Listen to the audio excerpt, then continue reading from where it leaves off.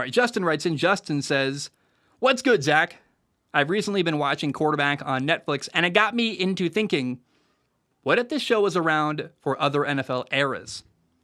I think it would be awesome to see this perspective with quarterbacks such as Peyton Manning, Drew Brees, and maybe a wild card, someone like Johnny Manziel.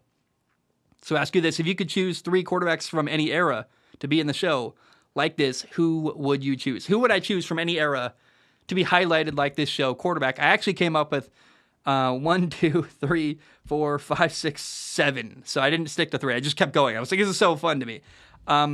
First of all, what if we had a camera following Tony Romo the year he got hurt and lost his job to Dak Prescott? And then there's that moment where Dak Prescott is winning and doing well. Tony Romo's healthy. They're going into the playoffs. And do you go back to Tony Romo or do you stay with Dak Prescott? And remember that time when Tony Romo led like literally one drive at the end of a game at the end of the year and very easily led Dallas down the field for a touchdown? And you're like, guys, Tony Romo's the best quarterback here. If Dallas wants to win a Super Bowl, they're going to go with Tony Romo. And they didn't. They started Dak Prescott in the playoffs. They lost and we're out of the playoffs. And you're like, that will always be the greatest what if in NFL history to me. Because Tony Romo could never stay healthy, but I think he was a really great quarterback.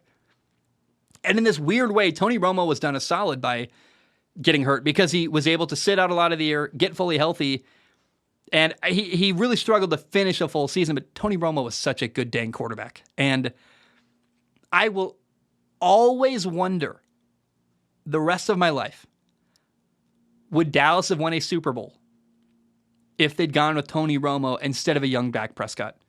They sacrificed their immediate future and ability to win a Super Bowl potentially and did not start the better quarterback in order to build for their future and have a long-term quarterback. And it almost makes me wonder, like, is Jerry Jones trying to win a Super Bowl or sell a lot of jerseys and have a really successful business that makes a lot of money? Because the Cowboys make a ton of money. And every year there's some argument where you're like, we're close. And Jerry Jones can say, we're trying to win a Super Bowl, guys. But it makes me wonder after a while, you're like, are you?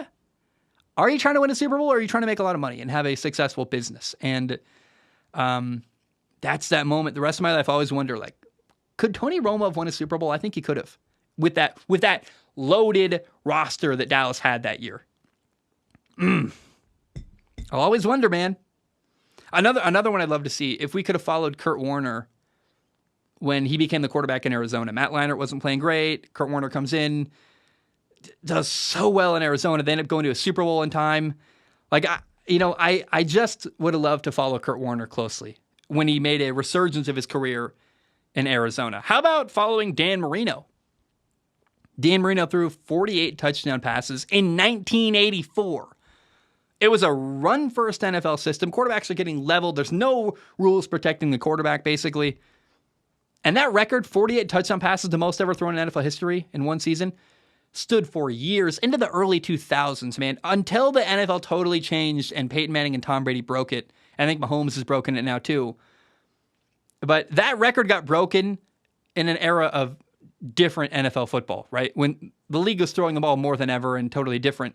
The fact that that Dan Marino threw 48 touchdown passes in the 80s, the early 80s, 1984, by the way, his second year in the NFL, unbelievable. We'll never see. I just think he was the most out-of-time quarterback in his entire life. And, man, I would love to have followed him and seen behind the scenes of that. Another one, I think people don't know about this at all. In 1993, Phil Simms was this quarterback. He's 38 years old. Phil Simms, the guy who was a broadcaster, said a lot of dumb stuff and no one really likes. He had this amazing year. At 38 years old, maybe the best year of his career. And I just think that would have been so interesting to follow an aging Phil Simms basically in his last hurrah playing his best football of his life and doing really well. It would have been so cool to follow that storyline. I would have loved to see that, man. It's like, And the fact that a lot of people don't even know about how good he was at the end of his career. People don't even appreciate what Phil Simms did towards the end, in the early 90s, like what his career was. And that 93 season, man, Phil Simms is amazing.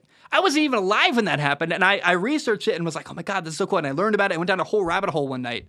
That's the stuff I do in my free time, by the way. I get, like 2 nights ago, I ended up watching 9/11 videos for like 3 hours, but that's not a normal night. Usually when I go down a rabbit hole on the internet, It involves some kind of quarterback from the past, and I just get deep in the weeds trying to understand how the game changed, where they came from, what happened, learning their story. It's so fun to me. I love that stuff.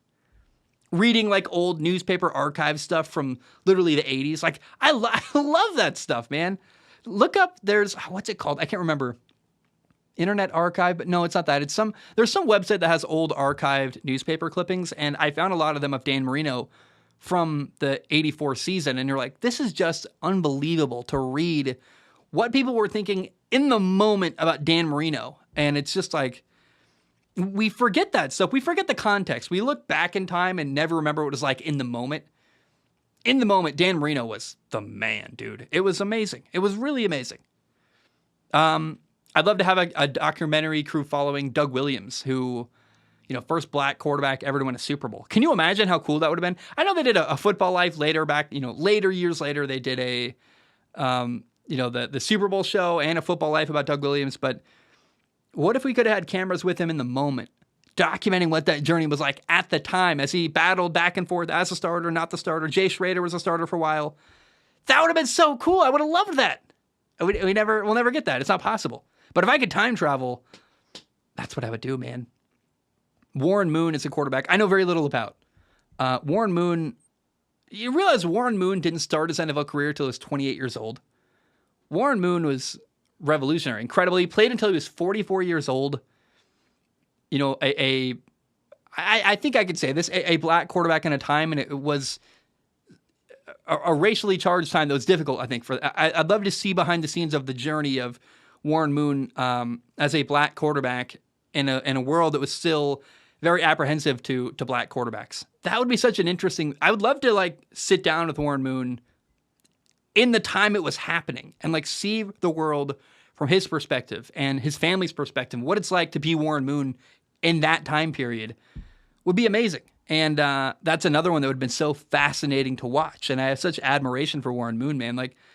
You ever watch his highlights? That dude had a different level arm. Talk about quarterbacks out of their time. I'd love to watch Warren Moon play in today's NFL. His talent level and again, he played till he was 44. What? In the 90s? I don't know. It's just, I guess he played till 2000, I think was his last year.